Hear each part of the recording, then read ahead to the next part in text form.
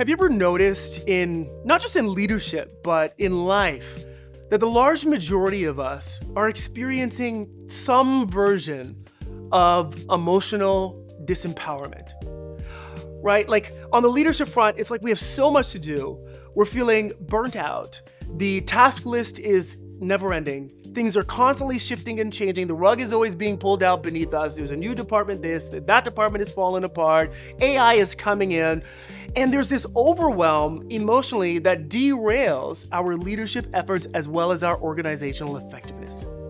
Can you relate to that? Do you feel that sense of emotional disempowerment? Do you see that within your world, within your organization, within your own family? I know that I've experienced that, and I still do from time to time, and a lot of my clients experience that.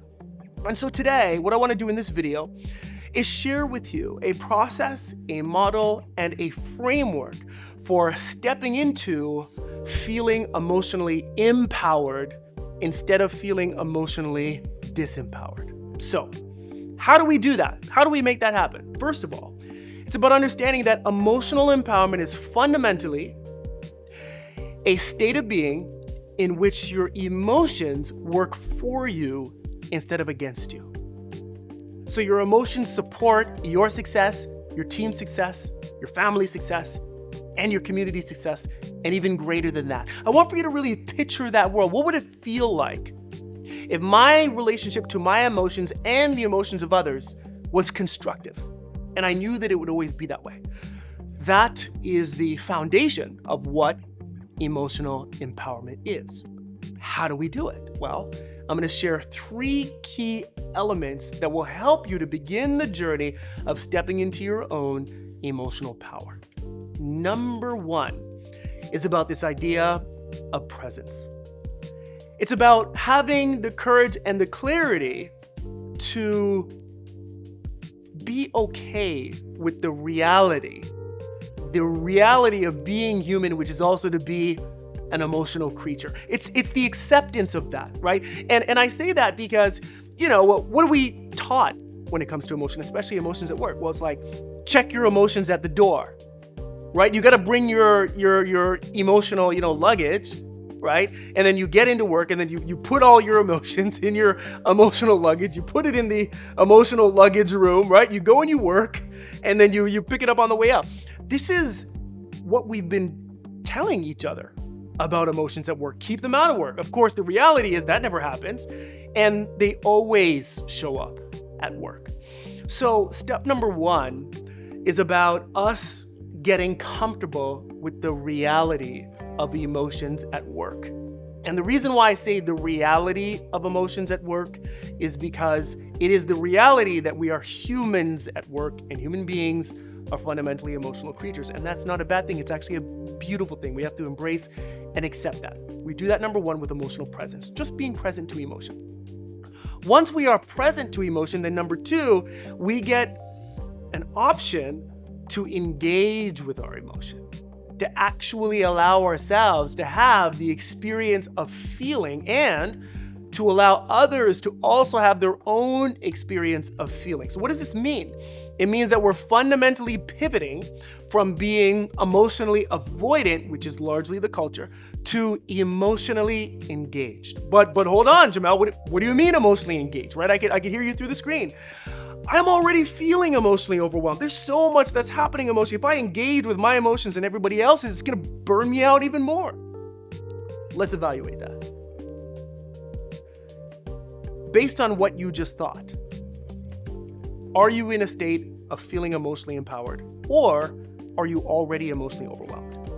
If you're honest with yourself, and I know this because I experience this also from time to time, and I work with people every single day, the reality is that you're likely already in a state of emotional overwhelm. Why are you in a state of emotional overwhelm? Is it that all emotions are bad? I propose to you that the reason why you're in a state of emotional overwhelm is not because of the emotions themselves, but it's because of your inability to manage those emotions with emotional skill, or what we call emotional intelligence. Let's explore further. What are emotional skills? There are 15 in the model that I use, called EQI 2.0. And these are skills like assertiveness, empathy, stress tolerance, emotional self-awareness and regulation, stress tolerance, etc., etc., etc. These skills require that we make ourselves available to feeling emotion. If you're emotionally avoidant, then you're unavailable to developing emotional skill. If you're unskilled emotionally, then you're not able to process emotion, first of all, because it's supposed to be a transient experience where you feel and then you release, and you feel and then you release. It's what I call metabolizing the emotional experience. So that process doesn't happen.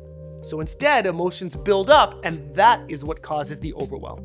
It's the avoidance, it's the suppression, it's the I'll just deal with it later that makes us feel like we're up to here.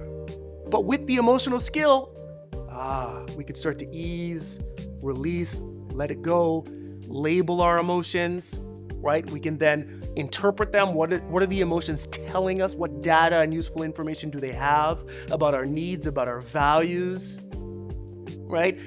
And then we process them. And so if you're constantly in this habit of processing emotion, you don't get filled up. If you learn how to release your emotion, you don't get filled up. And so you don't get overwhelmed. All of that is emotional skill. Made available by, number 2, emotional engagement. And I kind of got a little bit ahead of myself because the last one, number 3, is emotional skill. When we're present to emotion, number 1, when we engage with our emotion, number 2, then it makes us available to developing critical emotional intelligence skills, like the ones that I just mentioned. So, my challenge to you is the next time that you feel an emotion strongly within your body, I want for you to invert your attention.